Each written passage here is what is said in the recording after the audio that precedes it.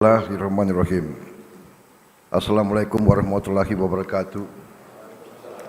Selamat siang, salam sejahtera bagi kita sekalian. Shalom, salve, swastiastu, namo buddhaya, salam kebajikan, rahayu, rahayu.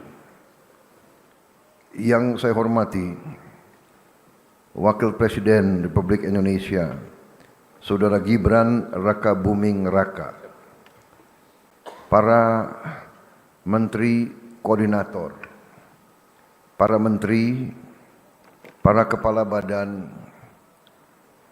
ketua Dewan Ekonomi Nasional, para penasihat khusus Presiden, Jaksa Agung, Kepala BIN, Kapolri, Panglima TNI, dan seluruh Kepala Staf Angkatan, para wakil menteri, dan seluruh anggota Kabinet Merah Putih yang saya banggakan.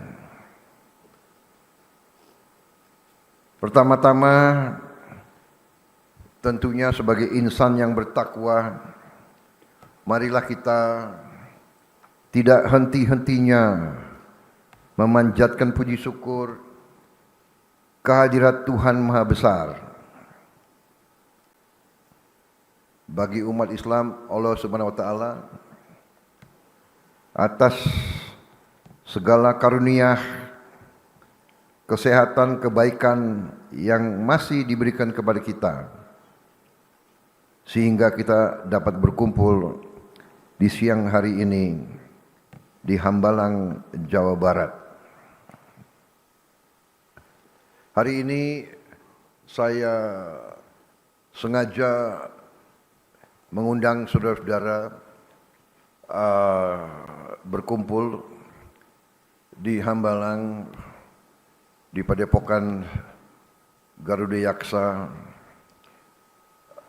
untuk memberi taklimat awal tahun 2026.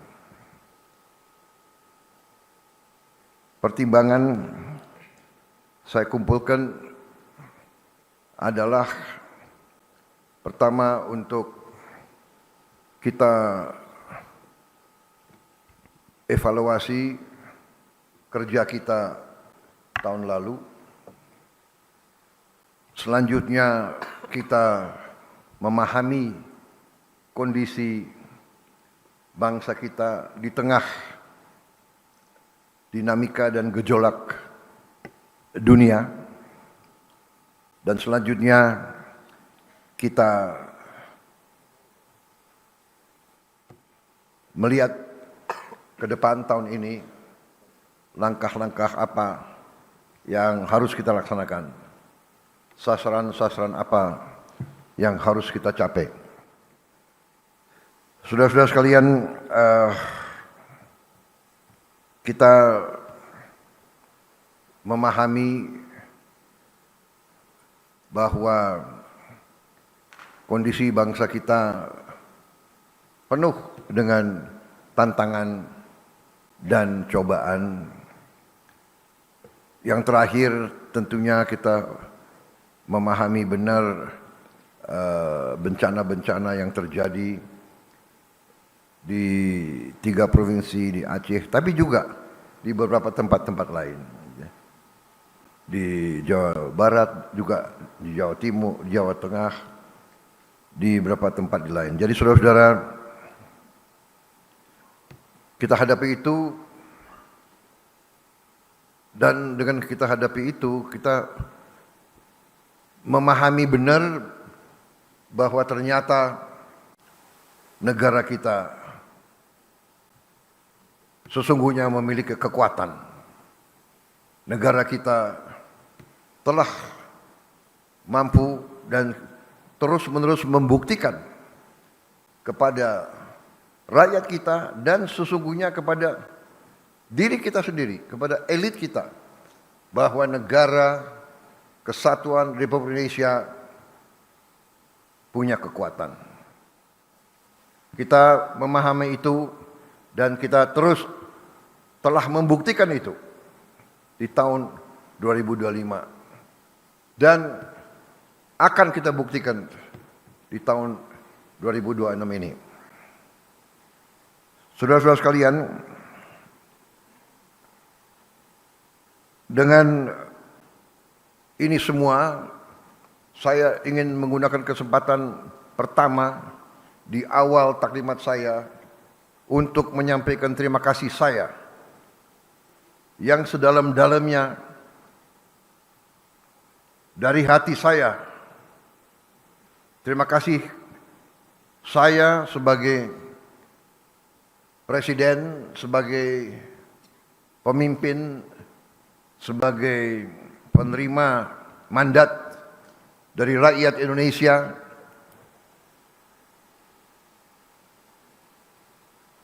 sebagai boleh dikatakan nahkoda. Saya ingin menyampaikan terima kasih kepada pembantu-pembantu saya yang paling inti, saudara-saudara, para Menko, para menteri, para kepala badan, wakil kepala badan,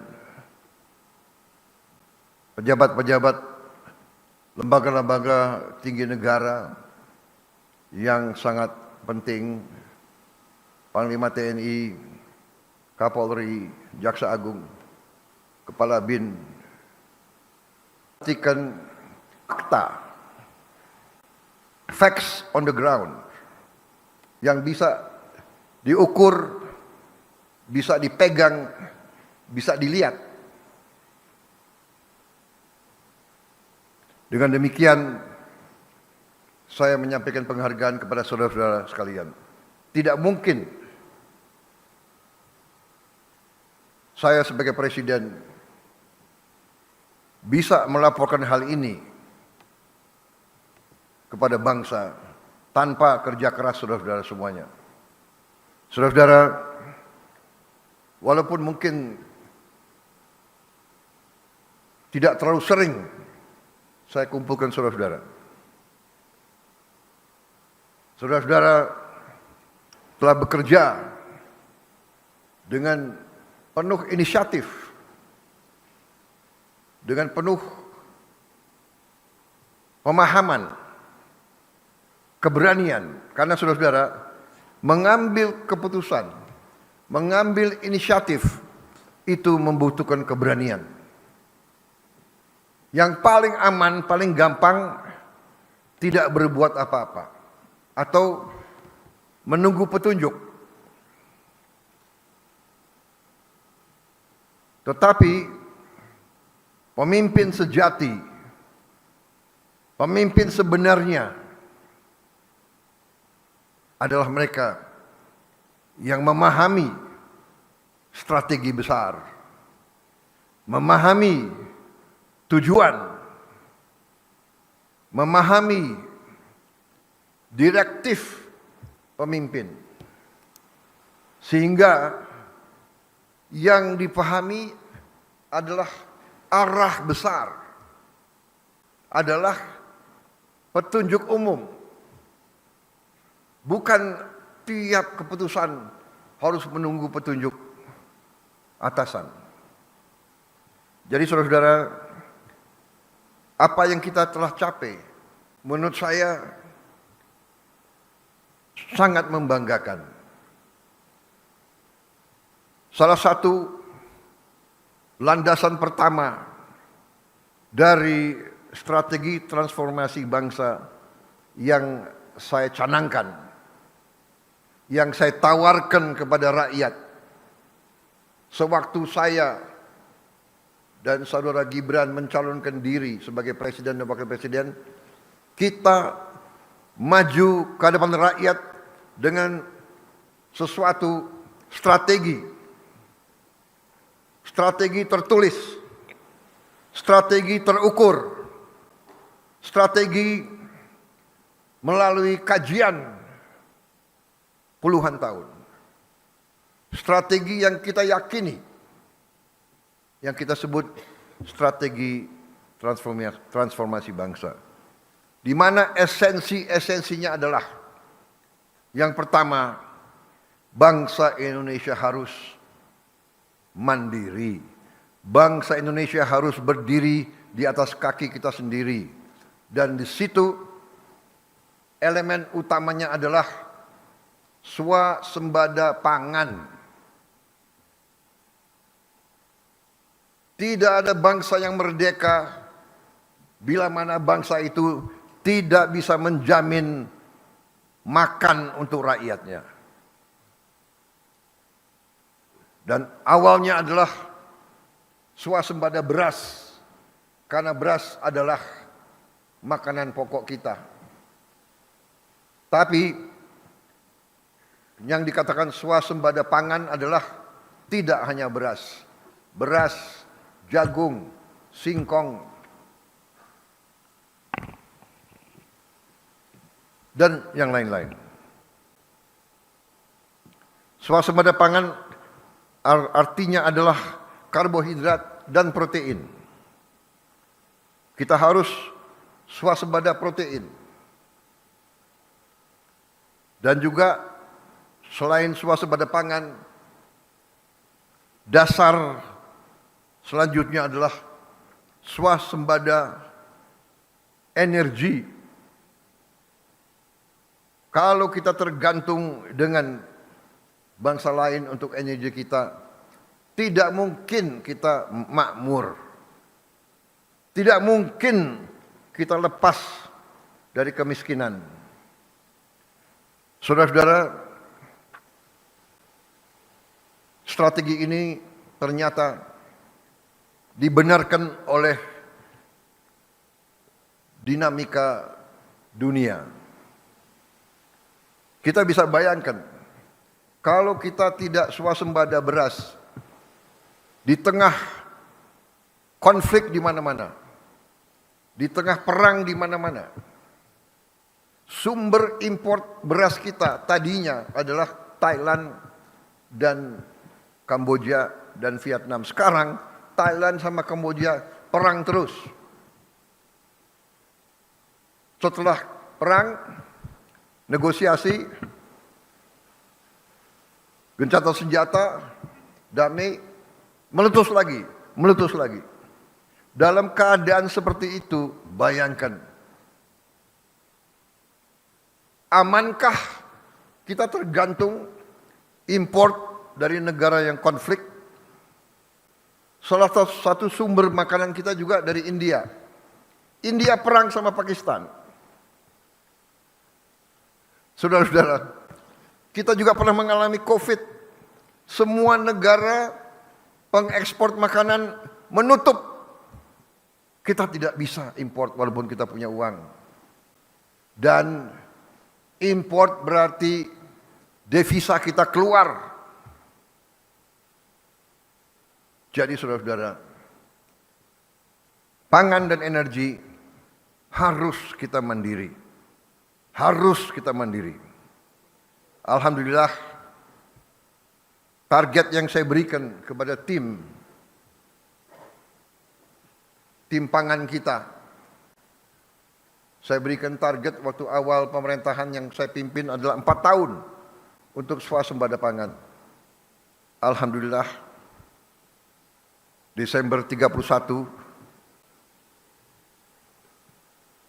tahun 2025, waktu 24.00 bisa kita dengan resmi mengatakan di tahun 2025 Republik Indonesia swasembada beras.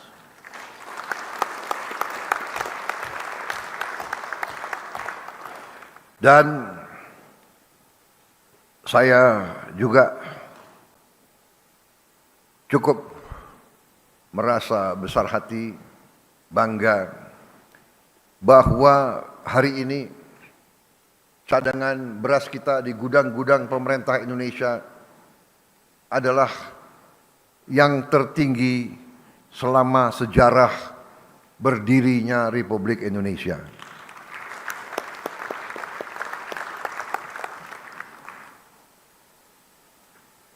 Pernah di pemerintahan Presiden Soeharto, kita di puncaknya pernah punya cadangan beras di gudang pemerintah 2 juta ton. Hari ini cadangan beras kita di gudang pemerintah lebih dari 3 juta ton.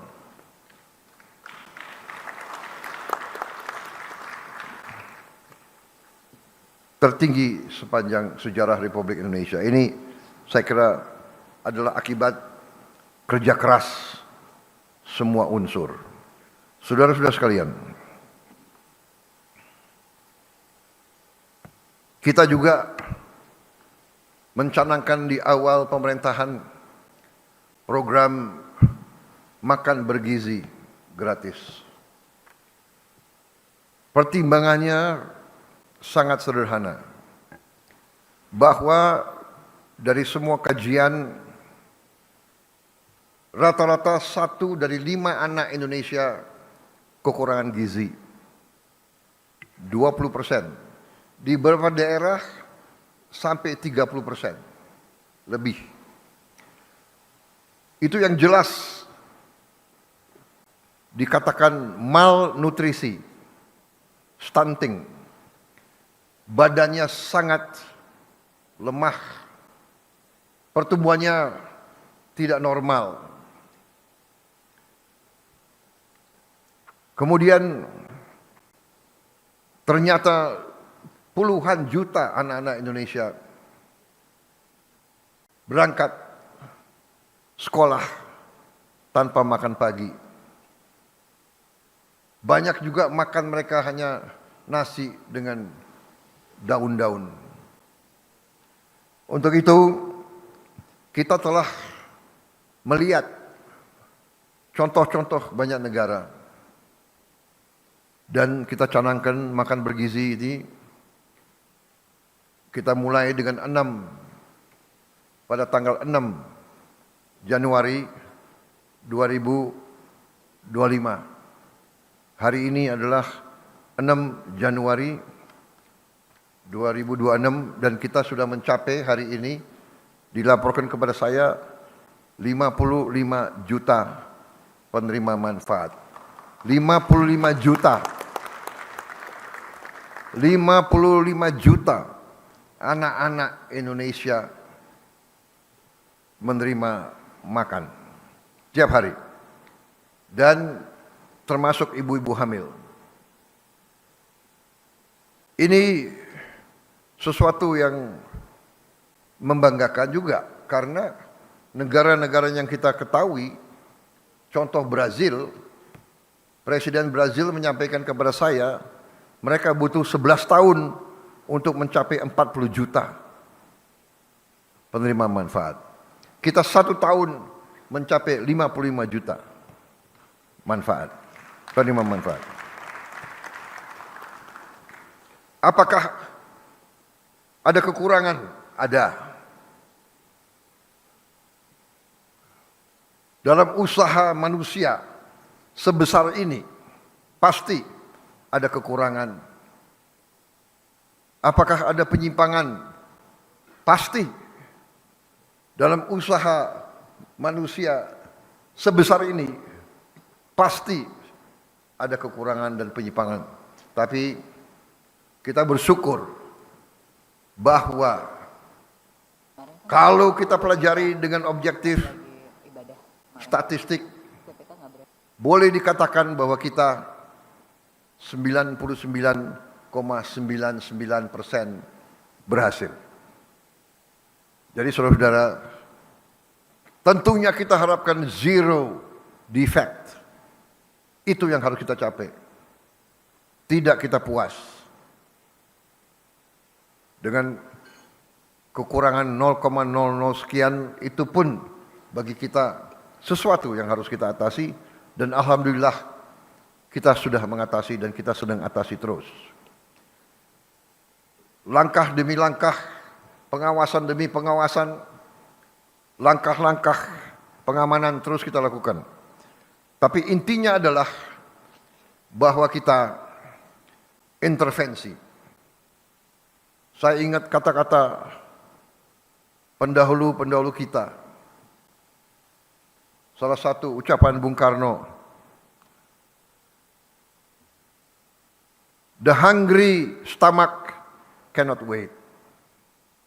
Perut yang lapar tidak bisa tunggu. Pemimpin yang bertanggung jawab, pemimpin yang punya hati, pemimpin yang punya kepedulian, harus bekerja keras untuk menghilangkan kelaparan dan kemiskinan. Ini tugas yang kita emban, tugas mulia, dan alhamdulillah kita penuh keyakinan. Kita buktikan. Saya sangat yakin, walaupun begitu banyak pakar yang mengejek saya dan tim saya, menyinyir. Mereka katakan MBG pasti gagal. Tapi kita buktikan kepada mereka, MBG berhasil. MBG dinantikan oleh semua rakyat. Bahkan sekarang saya repot, saya sedih kalau saya ke daerah-daerah, anak-anak panggil saya, teriak saya, "Pak, kapan kami terima MBG?" Dan kita lihat video klip bagaimana kendaraan MBG datang, rakyat menunggu, menyambut. Ya Allah, udah nanti anak ini, ya Allah.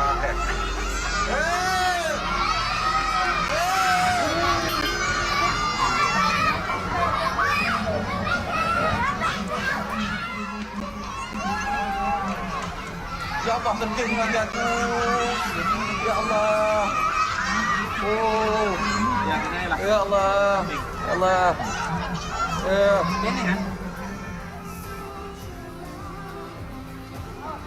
Manusia macam mana? Mantap Prabowo. Apa nak? Mantap Prabowo. Enak. Enak? Enak? Enak Dilan? Dilan? Terima kasih nasinya enak banget. Mungkin tadi Ya, terima kasih. Enak?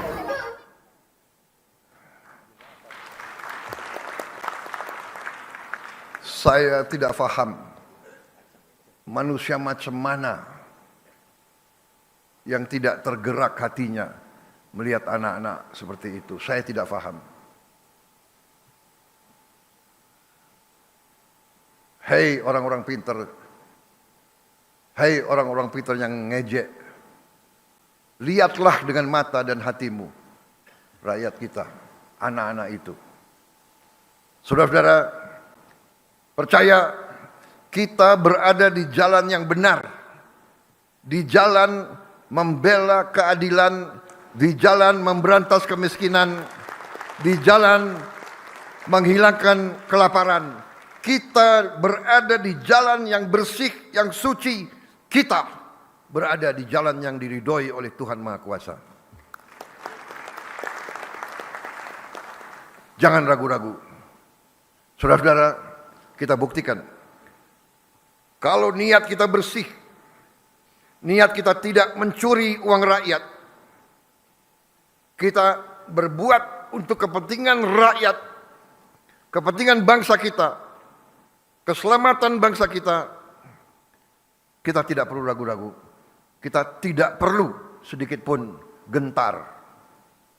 Dan saudara-saudara, kita pasti dimaki, kita pasti difitnah.